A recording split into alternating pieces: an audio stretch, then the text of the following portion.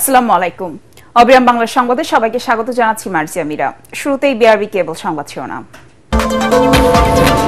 ভারতের সঙ্গে বাংলাদেশের সমস্যা চলছে, নিউ ইয়র্কে প্রধান উপদেষ্টা। ছাত্ররা যে অভ্যুত্থান ঘটিয়েছে প্রতিবেশী দেশটি তা পছন্দ করেনি।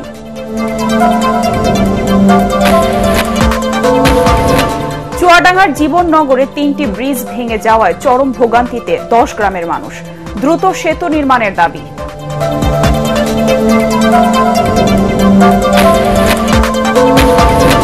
এবং পলিথিনের ভয়াবহ দূষণ প্রতিরোধে পাটজাত পণ্যই হতে পারে টেকসই ও পরিবেশ বান্ধব সমাধান, বলছেন সংশ্লিষ্টরা। ব্যবহারে উৎসাহিত করতে পৃষ্ঠপোষকতা বাড়ানোর তাগিদ। শুনছিলেন বিআরবি কেবল সংবাদ শিরোনাম, এবার বিস্তারিত। ভারতের সঙ্গে বাংলাদেশের সমস্যা চলছে বলে মন্তব্য করেছেন প্রধান উপদেষ্টা ডক্টর মোহাম্মদ ইউনূস। তিনি বলেন, ছাত্ররা যে অভ্যুত্থান ঘটিয়েছে সেটি প্রতিবেশী দেশটি পছন্দ করেনি। স্থানীয় সময় বুধবার নিউ ইয়র্কে এশিয়া সোসাইটি ও এশিয়া সোসাইটি পলিসি ইনস্টিটিউট আয়োজিত অনুষ্ঠানে বক্তব্যে এসব কথা বলেন অধ্যাপক ইউনূস। অনুষ্ঠানে জাতীয় নাগরিক পার্টি এনসিপির সদস্য সচিব আখতার হোসেন ও জ্যেষ্ঠ যুগ্ম সদস্য সচিব তাসনিম জারাকে পরিচয় করিয়ে দেন প্রধান উপদেষ্টা। এ সময় তিনি বলেন, ভারত সাবেক প্রধানমন্ত্রী শেখ হাসিনাকে আশ্রয় দিয়েছে, যিনি সব সমস্যা তৈরি করেছেন এবং তরুণদের হত্যা করেছেন। এটাই ভারত ও বাংলাদেশের মধ্যে ব্যাপক উত্তেজনা তৈরি করেছে। তাছাড়া ভারত থেকে ভুয়া খবরও ছড়ানো হচ্ছে। বাংলাদেশে ইসলামপন্থীদের আন্দোলন হয়েছে বলে অপপ্রচার করা হয়েছে উল্লেখ করে প্রধান উপদেষ্টা বলেন, দেশটি বলছে এরা তালেবান এবং এদের প্রশিক্ষণ দেওয়া হয়েছে।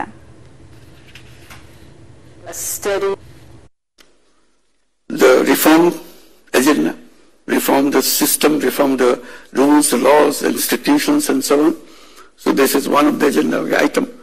Second agenda is a trial of those people who ordered killings and stealing money from the country. Literally, they just took all the assets of the country, shifted away from other countries, and so on. So catch them, punish them. It's a legal procedure. And the third one is election. So now we are coming closer to the election, and we have announced the date for the election. It's in February, first half of the February next year. So we'll have the election, so we'll have an elected government. Students who are fighting on the street, they also formed a political party. Both of them belong to the political party. They are the leaders of the political party, so they created the party. So let's hope for the best. See, wish them well. See how it goes. ফেব্রুয়ারিতে জাতীয় নির্বাচনের আগে আন্তর্জাতিক শ্রম সংস্থা আইএলওর কনভেনশনের সাথে সামঞ্জস্যপূর্ণ সংস্কার বাস্তবায়নের জন্য অন্তর্বর্তী সরকার প্রতিশ্রুতিবদ্ধ বলে জানিয়েছেন প্রধান উপদেষ্টা। জাতিসংঘে বাংলাদেশের স্থায়ী মিশনে আয়োজিত নৈশ ভোজে এই প্রতিশ্রুতি দেন তিনি। শ্রম আইন, শ্রমিক অধিকার এবং দেশের চলমান সংস্কার প্রচেষ্টার উপর সংলাপের জন্য অনুষ্ঠানে বাংলাদেশের কূটনীতিক, জাতিসংঘ কর্মকর্তা এবং ঊর্ধ্বতন রাজনৈতিক ব্যক্তিত্বদের আমন্ত্রণ জানানো হয়। প্রধান উপদেষ্টা অধ্যাপক মোহাম্মদ ইউনূস অনুষ্ঠানে প্রধান অতিথি হিসেবে উপস্থিত ছিলেন। বাংলাদেশের 3টি প্রধান রাজনৈতিক দলের নেতারাও এতে অংশ নেন। প্রধান উপদেষ্টার বিশেষ দূত লুৎফকে সিদ্দিকীর সঞ্চালনায় আলোচনায় আইএলওর মহাপরিচালক এবং জাতিসংঘের বিভিন্ন সংস্থার প্রতিনিধিরা বক্তব্য রাখেন। জাতিসংঘের সাধারণ পরিষদে যুব কার্যক্রমের বিশ্ব কর্মপরিকল্পনার 30তম বার্ষিক উপলক্ষে উচ্চ পর্যায়ের বৈঠকে বক্তব্য দিয়েছেন অন্তর্বর্তী সরকারের প্রধান উপদেষ্টা ডক্টর মোহাম্মদ ইউনূস। তিনি বলেন, বাংলাদেশের সম্প্রতি যুব সমাজের আন্দোলন গণতন্ত্র ও সংস্কার প্রক্রিয়ায় নতুন দিগন্ত উন্মোচন করেছে। ডক্টর ইউনূস জানান, বাংলাদেশের জাতীয় যুব উদ্যোক্তা নীতি গ্রহণ করা হয়েছে যাতে তরুণরা চাকরি খোঁজার বদলে চাকরি সৃষ্টিকারী হতে পারে। এছাড়া সংস্কার কমিশন ও জাতীয় নীতি প্রতিযোগিতায় যুবকদের সম্পৃক্ত করা হয়েছে বলেও জানান তিনি। প্রধান উপদেষ্টা সতর্ক করে বলেন, আজকের বিশ্বের সবচেয়ে বড় চ্যালেঞ্জ যুব বেকারত্ব এবং বৈশ্বিক সহযোগিতা ছাড়া যুবদের ক্ষমতায়ন সম্ভব নয়। বৈষম্য, বেকারত্ব ও সুযোগের অভাব তরুণদের মধ্যে হতাশা তৈরি করে, যা দ্রুত বৈশ্বিক অস্থিরতায় রূপ নিতে পারে। তাই যুব সমাজকে ন্যায্য সুযোগ, নিরাপদ পরিসর ও সিদ্ধান্ত গ্রহণে ভূমিকা রাখার প্রতি গুরুত্বারোপ করেন ডক্টর ইউনূস।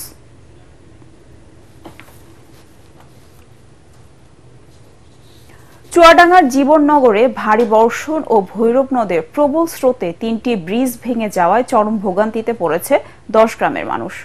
উপজেলার ইলিশের জোল মাঠের সেতু, সন্তোষপুর গ্রামের প্রবেশ সেতু এবং রাঙ্গিয়াপোতা সেতু ভেঙে যাওয়ায় স্থানীয়দের কয়েক কিলোমিটার পথ ঘুরে গন্তব্যে যেতে হচ্ছে। অনেকে জীবনের ঝুঁকি নিয়ে পার হচ্ছে সেতু। চুয়াডাঙ্গা থেকে রফিক রহমানের পাঠানো রিপোর্ট জানাচ্ছেন আশিকুর রহমান। একসাথে 3টি সেতু ধসে পড়ায় অন্তত 10 গ্রামের হাজার হাজার মানুষ পড়েছে চরম দুর্ভোগে। বিশেষ করে সন্তোষপুর, মানিকপুর, রাজাপুর, রাতিরামপুর, সিংনগর, ধোপাখালী ও মাধবখালী গ্রামের বাসিন্দারা সবচেয়ে বেশি ভোগান্তিতে আছেন। স্কুলগামী শিক্ষার্থীরা যেতে পারছেন না ক্লাসে। কৃষিপণ্য ও ব্যবসায়িক মালামাল পরিবহন পুরোপুরি বন্ধ হয়ে গেছে। জরুরি প্রয়োজনে কেউ ঝুঁকি নিয়ে ভাঙা সেতুর উপর দিয়েই হেঁটে যাতায়াত করছেন। এলাকাবাসী বলছেন, দ্রুত নতুন সেতু নির্মাণ ও বিকল্প ব্যবস্থা না নিলে কৃষি সমৃদ্ধ এই অঞ্চলের অর্থনৈতিক কর্মকাণ্ড পুরোপুরি থমকে যাবে। প্রত্যেকে রাস্তা যাতায়াতের পথ এখন বিকল হয়ে পড়েছে। এই গ্রামের মানুষ, এখানে আরো পাশে আরো গ্রাম আছে, বাচ্চারা স্কুলে যেতে পারছে না। জরুরি ভাবে যেভাবেই হোক আমাদের এই ব্যবস্থা করুন। অনেক চাষি আছে, চাষের জিনিস নিয়ে যেতে পারছে না। আমরা যে ভৈরব নদীর পশ্চিম পারে যে সমস্ত আবাদি জমি আছে তাতে যাওয়া আসা করা আমাদের খুবই দুঃসাধ্য। নতুন করে সেতু নির্মাণের প্রস্তাব পাঠানো হবে বলে জানিয়েছেন উপজেলা পানি উন্নয়ন বোর্ডের এই কর্মকর্তা।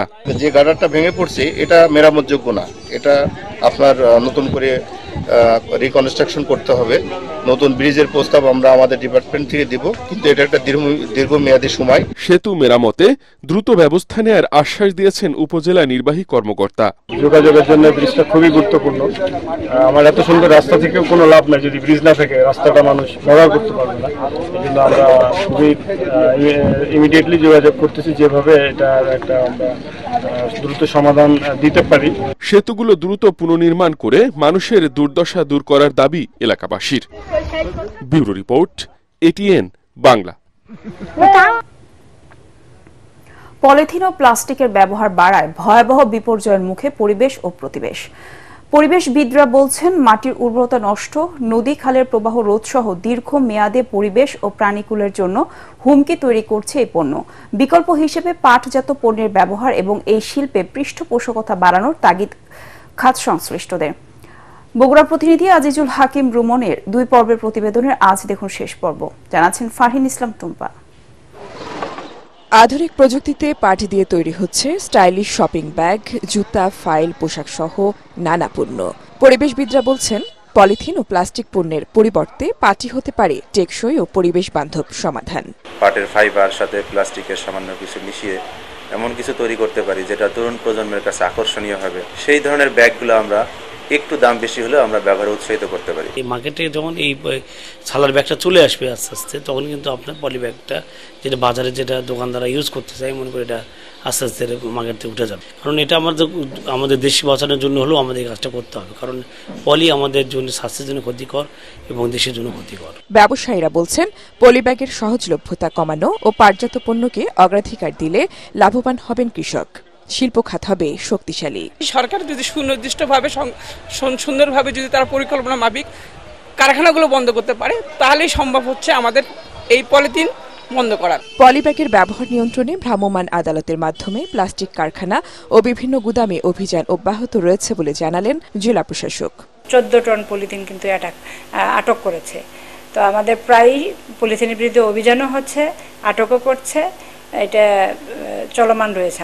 বগুড়ার রাজাবাজার থেকে প্রতিদিন প্রায় 2 টন পলিব্যাগ ব্যবহারের জন্য ছড়িয়ে পড়ছে জেলায়। তবে প্রশাসনের কড়া নজরদারির পাশাপাশি পরিবেশ রক্ষায় সবচেয়ে জরুরি জনসচেতনতা। Bureau report, ATN Bangla. শ্রমিকদের বেতন বাড়ানোর ইস্যুতে চাঁপাইনবাবগঞ্জ, রাজশাহী ও নাটোর থেকে ঢাকা চলাচলকারী যাত্রীবাহী বাস অনির্দিষ্টকালের জন্য বন্ধ ঘোষণা করেছে মালিকপক্ষ। বৃহস্পতিবার রাত 10টার দিকে কাউন্টার থেকে বাস বন্ধের ঘোষণা দেওয়া হয়। সংশ্লিষ্টরা জানান, সম্প্রতি তারা বেতন বাড়ানোর দাবিতে আন্দোলন শুরু করলে কয়েক দফায় বাস চলাচল বন্ধ হয়ে যায়। সংকট নিরসনে গত 23 সেপ্টেম্বর ঢাকায় শ্রমিক পক্ষ ও মালিক পক্ষ বৈঠক হয়। আজ থেকে তা বাস্তবায়নের কথা ছিল। এর আগে বৃহস্পতিবার রাতে বেতন বাড়ানো হবে না জানিয়ে মালিক পক্ষ বাস বন্ধ করে দেয়। এদিকে পূর্ব ঘোষণা ছাড়াই বাস বন্ধ করে দেয় চরম ভোগান্তিতে পড়েছেন যাত্রীরা। ফ্যাসিস্ট আওয়ামী লীগ বেগম খালেদা জিয়া ও তারেক রহমানের উপর যে অমানবিক নির্যাতন করেছে তা ইতিহাসের জঘন্য কর্মকাণ্ড হিসেবে লিপিবদ্ধ থাকবে বলে মন্তব্য করেছেন বিএনপির কেন্দ্রীয় নেতা রুহুল কুদ্দুস তালুকদার দুলু। নিউ ইয়র্কের স্থানীয় সময় বৃহস্পতিবার বিকেলে জ্যাকসন হাইটসে নিউ ইয়র্ক বিএনপির সমাবেশে প্রধান অতিথির বক্তব্যে তিনি এই কথা বলেন। এ সময় স্থানীয় বিএনপির নেতৃবৃন্দ উপস্থিত ছিলেন।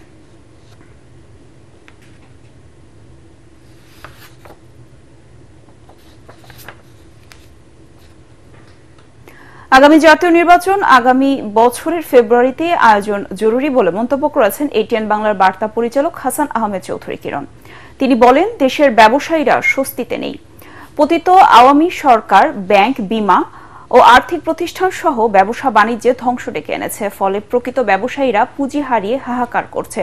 যতদিন পর্যন্ত নির্বাচনের মাধ্যমে একটি গণতান্ত্রিক সরকার ক্ষমতায় না আসবে, ততদিন দেশি বিদেশি বিনিয়োগ ত্বরান্বিত হবে না বলে মন্তব্য করেন তিনি।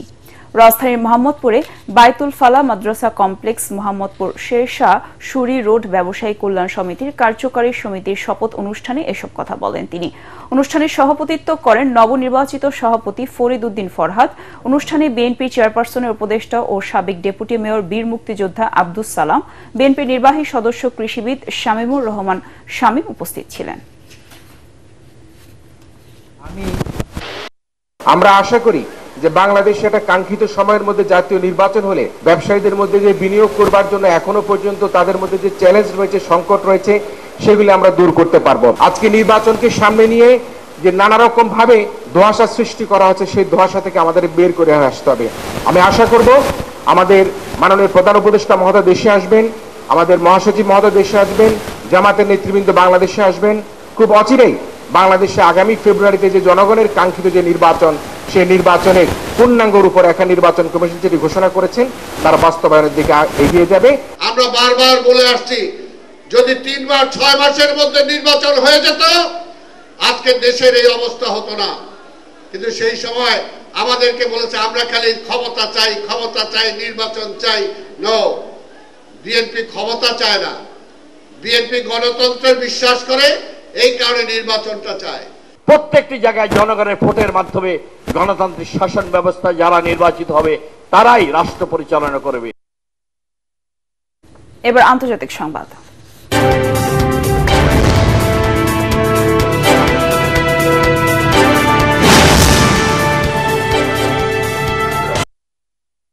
গাজা চুক্তির দ্বার প্রান্তে পৌঁছানোর দাবি করেছেন মার্কিন প্রেসিডেন্ট ডোনাল্ড ট্রাম্প।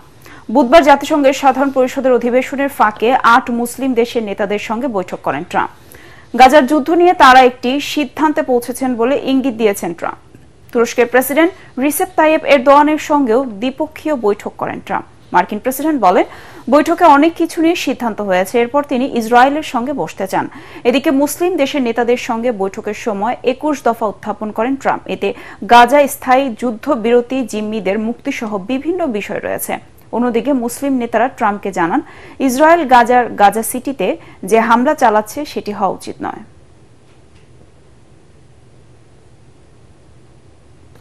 সাবেক ফরাসি প্রেসিডেন্ট নিকোলাস সারকোজিকে 5 বছরের কারাদণ্ড দিয়েছেন দেশটির আদালত।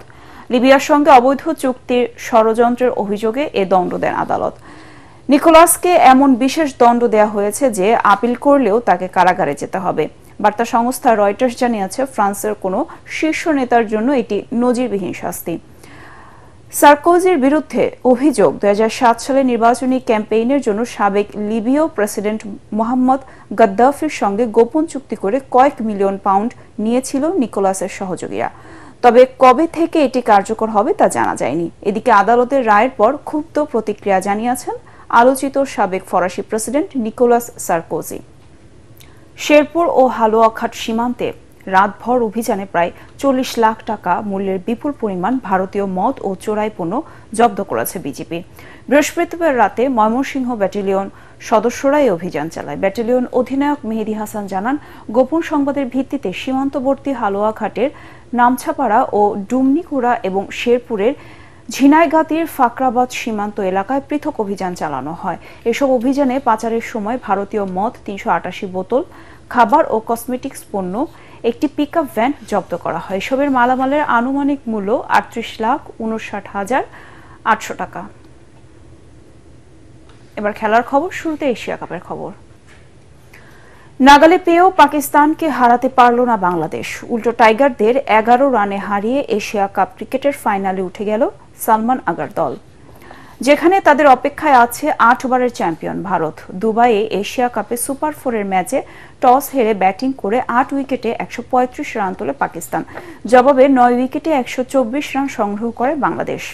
পরাগ আরমানের রিপোর্ট।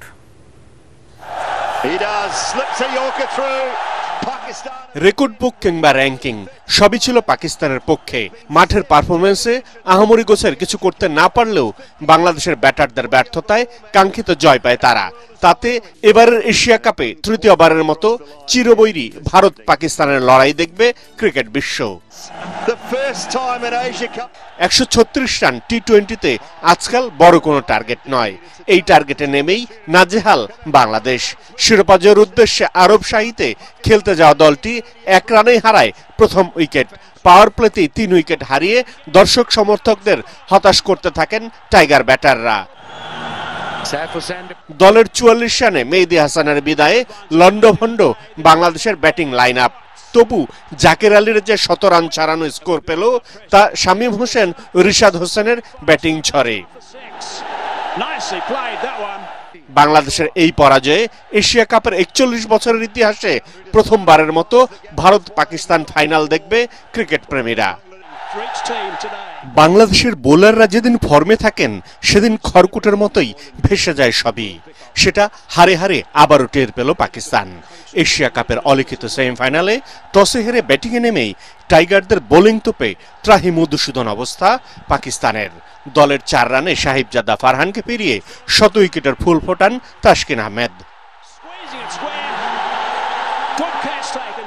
এরপর টাইগারদের বোলিং তোপে 49 রান তুলতেই 5 উইকেট হারিয়ে ব্যাকফুটে সালমান আগার দল।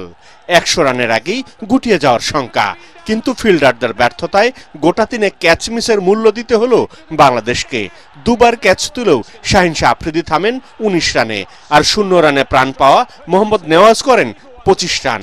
প্রথম 10 ওভারে 4 উইকেটে 46 রান করা দলটি পরের 10 ওভারে 4 উইকেটে 89 রান তোলে। তাতেই 8 উইকেটে 135 রানের সম্মানজনক পুঁজি পায় পাকিস্তান। পরাগ আরমান, এটিএন বাংলা। শেষ করার আগে বিআরবি কেবল সংবাদ শিরোনাম আরেকবার। ভারতের সঙ্গে বাংলাদেশের সমস্যা চলছে, নিউ ইয়র্কে প্রধান উপদেষ্টা। ছাত্ররা যে অভ্যুত্থান ঘটিয়েছে প্রতিবেশী দেশটি তা পছন্দ করেনি।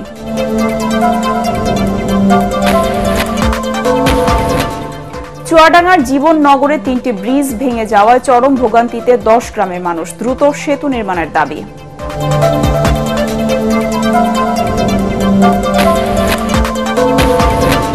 এবং পলিথিনের ভয়াবহ দূষণ প্রতিরোধে পাটজাত পণ্যই হতে পারে টেকসই ও পরিবেশ বান্ধব সমাধান, বলছেন সংশ্লিষ্টরা। ব্যবহার উৎসাহিত করতে পৃষ্ঠপোষকতা বাড়ানোর তাগিদ। পরবর্তী সংবাদ দেখার আমন্ত্রণ জানিয়ে এখনকার মতো শেষ করছি। এটিএন বাংলা সংবাদ ইউটিউবে দেখতে ব্রাউজ করুন, youtube/ATN বাংলা নিউজ। ধন্যবাদ সবাইকে।